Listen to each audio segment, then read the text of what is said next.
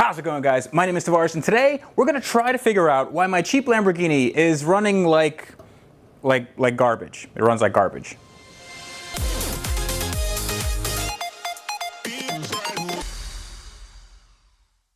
So if you guys are new to my channel, thank you so much for joining us, and I hope you guys like it. And if you like it, then throw me a subscribe.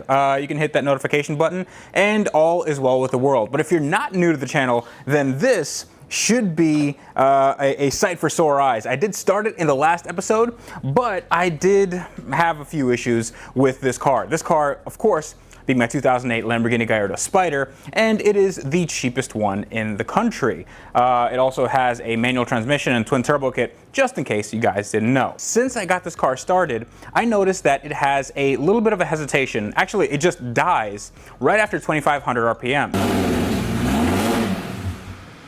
So it starts up fine, it idles okay, idles a little bit high, but I've had some issues with it revving out. I mean, this is a high revving engine. It should rev out to 8,000 or 9,000 RPM, but 2,500 RPM, it just dies completely. So that seems like an electrical issue. So what I'm gonna try to do is I'm gonna see if any fuses are blown, and I'm gonna check the electrical system. And I also wanna see if all the sensors are reporting, because this has a Syvex S12 aftermarket standalone engine management unit. And that's a tongue twister, I know. This is a all-encompassing engine control unit, meaning that it can control everything about the engine. It can do stuff like anti-lag. It can do stuff like two-step, which is I think anti-lag anyway.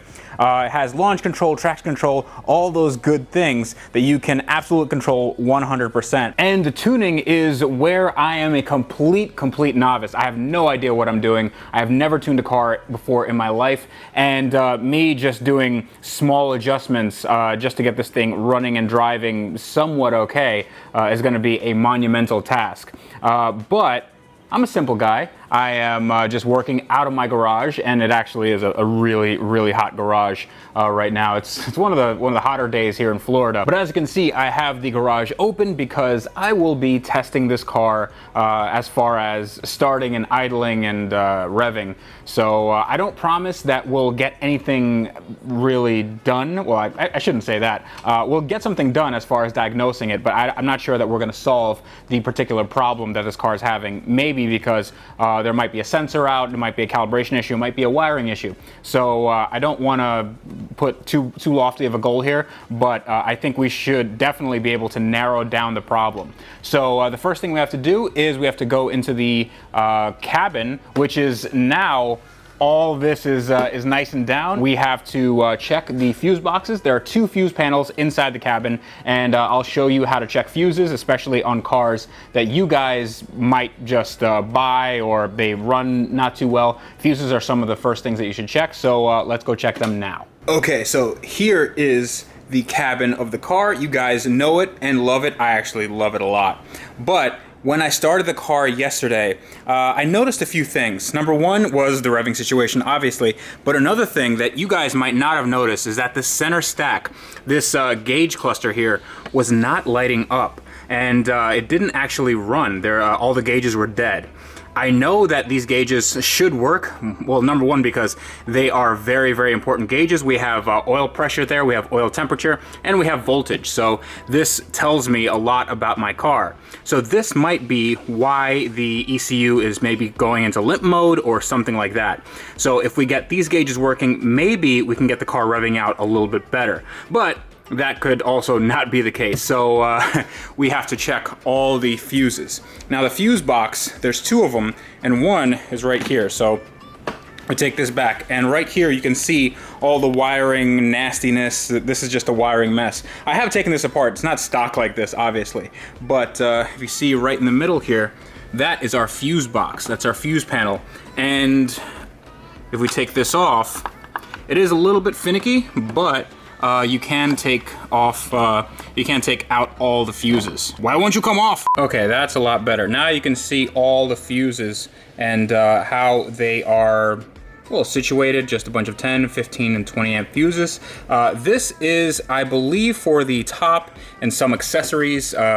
It's for this rear window. Actually, I got the window to work. That was pretty cool. The way to check fuses, just by looking at them without taking them out or testing them, is if they have this little element there, if they're solid in the middle, if there's still a wire there, then they're pretty much good. They're sometimes you have to take them out, and sometimes they're a little corroded. These actually don't look all that bad, and yeah, just looking through them, they look like they're all in great shape. Now the problem still could be a relay, and the relays do control some current flow, but if it was a relay, then you'd have some intermittent problems. You'd maybe have a sensor that goes out, and the relays don't connect to one sensor, they connect to multiple systems usually, or something that requires higher voltage, or higher amp draw rather. So this is unlikely to be the case, unless the car was not starting or something, like a fuel pump relay. I believe these are the fuel pump relays, so we can actually hear them when the car turns on.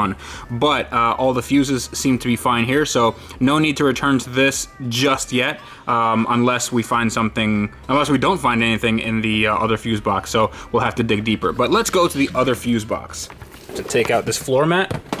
And here we have the very cramped footwell area, and here are the fuses for the footwell area. If we peel this back, see a Rockford Fosgate amp, and I think this has to do with the fact that my radio does not work, it doesn't turn on or anything. So if you guys have any ideas of why that could be, well, it could be a fuse, but yeah, maybe it's something else. Maybe it's just the wiring. Now, even though these fuses are really easy to get to, I still have to pull them because I can't tell whether they're good or not just by looking at them. I didn't have the vantage point that I had with the other fuse box. So what I'm gonna do is I'm gonna use a fuse puller like this. I'm just gonna pull the fuses and check with my calibrated eyeball. But there's another method that you can do if you have a little piece of equipment called a multimeter. And what the multimeter does is it tells me whether or not this is one of the fuses I pulled out, whether this has continuity. Now we can see in the middle here that this is a good fuse. This probably should have continuity. Continuity just means that current gets from one side to the other, and it is a continuous loop of energy, I'm guessing. So what I do is I make sure that my multimeter is turned on, and I make sure that it's in the ohm section here with the little sound speaker button, speaker indicator right here. So all I have to do is connect the two terminals, and there's a little beep that comes from the machine. This basically tells me that there's continuity. So the way to tell if your fuses are good without taking them out is there are little exposed metal tangs here, and they're just enough that you can get your multimeter prong right there. So you have one right there. All right, now I got a grip on it. I have one of the connectors. It doesn't matter which connector you put where, and then you put the other one there, and it has continuity. So this fuse is good. I just have to check every single other fuse because I don't have the wiring diagram. That is actually coming in the mail, but I don't even have the fuse diagram because I don't have a owner's manual that came with a car. So I have to take out every fuse and test for continuity, and let's see what comes up. Hopefully this doesn't take all day. Okay, so I found something that's very promising. Take a look at this. This right here is a blown fuse. You can see that there's a separation in the middle there, and this is a little 15 amp fuse, and it's a mini fuse. So I actually have this fuse in stock in my hardware cabinet. So I'm just going to replace this and see if my center stack works. Hopefully this is the problem. Maybe my radio will start working again, but I don't think that is connected because yeah, well, yeah, you can have a real good view of that there. Yeah, this is definitely blown. I don't know from what, but maybe it was just a bad install or wiring or something. So yeah, fingers crossed, and let's hope it works. Okay, here goes nothing. If I put it to the on position, I should see these gauges move. And if they move, that means that they're at least working and they'll register with the sensors. So let's see if they move.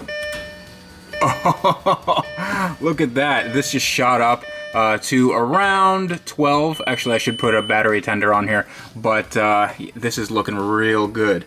I wonder if these two go up if I start the car. This is oil pressure, if this could focus. Oil pressure and oil temperature. Oil temperature takes a while to get up to temperature, but oil pressure should jump up pretty quickly. So let's see what happens.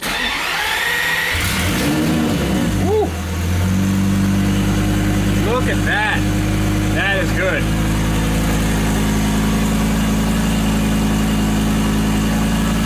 Okay, so there still is an issue with this car idling high and also cutting out with the revs. I'm gonna give it a little bit of time and then I'm gonna rev it up so you can see what I'm dealing with. All right, now that we've got a little bit of temperature in the coolant sensor, it still is idling high, but let's see if I can rev it up. And it just dies. But it got to 3,500, somewhere thereabouts. So that is a little bit better, but I have heard a little bit of crackling out of the exhaust at idle. Now, crackling out of the exhaust is good on an overrun or something where you're pushing the car, but at idle you shouldn't be hearing anything like that.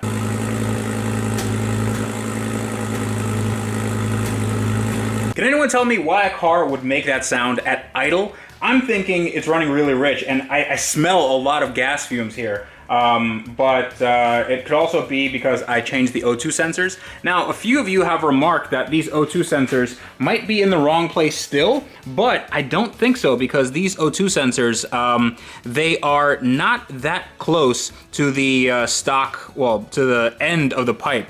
We still have about 14 inches until that O2 sensor, and it's in the right place. It's after the turbochargers, and it's out of the way of a lot of heat. So I doubt it's that, but it could be the tune that's on that Syvecs S12 ECU. It could also be the quality of gas, but I did put in 10 gallons of fresh premium in there. I don't know how much old E85 was left, but it couldn't have been that much because I drained a lot from the tank. I did pull the tube that goes from one side to the other, and a little gas came out from there, and I couldn't siphon out any more. There just wasn't any left. So I think 10 gallons is basically where it's at right now, even though the fuel gauge is reading full, but I don't think the fuel gauge works. I think the previous owner told me that he had an issue with the fuel gauge, so I'll have to kind of mind my P's and Q's on that.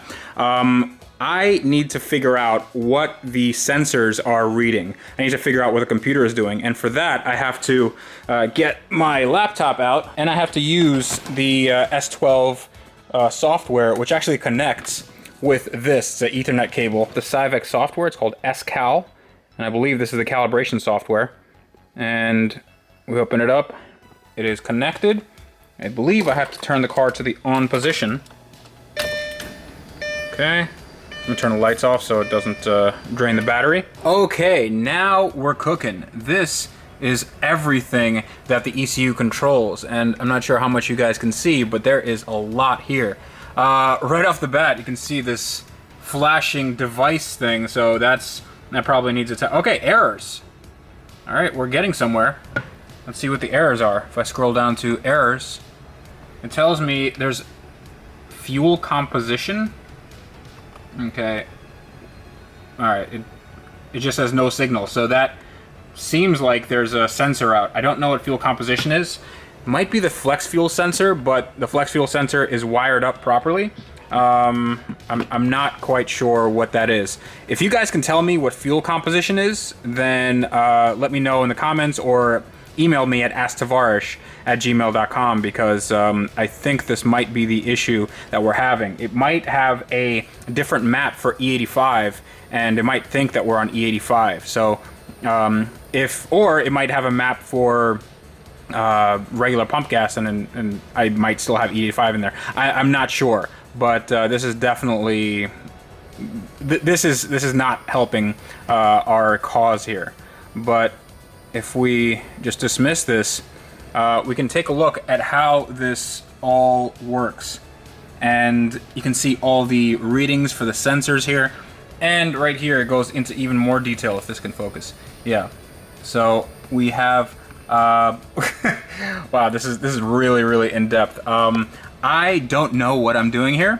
And if anyone knows how to program a Syvecs unit, how to change functions, how to calibrate things, then I don't want to touch anything here without knowing exactly what I'm doing. So just send me an email or send me a message, or let me know who in the area would know about this Syvecs S12, because here it was tuned by, this is the original builder, Powerhouse Twin Turbo New July. This is probably 3 or 4 years ago. So yeah, okay, that is a result. I guess that's why we can't rev out. Everything else is fine. Everything else is... Okay, so actually I have another one. I have a output drive-by-wire, so I might need this positioning failure. I'm not sure what positioning failure means, and it's also a yellow and not a red.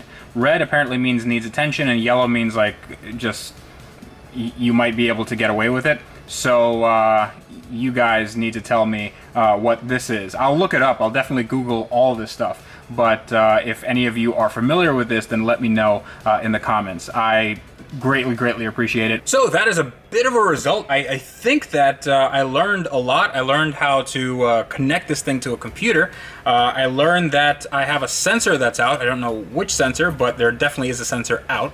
And I learned that Lamborghinis are very loud. And actually, I mean, I have the garage open here, but my eyes are burning, and I'm sweating up a storm. So I think I'm gonna call it there. I might have a live stream tomorrow or whenever, because I want to troubleshoot this car a little more. Maybe clean up that fuel trim a little bit. Maybe see if I need some O2 sensors. I just need to see what it takes for this car to take its first drive. So I'm getting really antsy. We're getting close. We're getting real close. But I would appreciate some help on that. But if you'd like to contact me, you can do so at TheRealTavarish. That is Instagram and Twitter, Facebook.com/AskTavarish, and AskTavarish@gmail.com is my email. And you guys have given me a lot of really good advice and a lot of good well wishes and some interesting questions as well.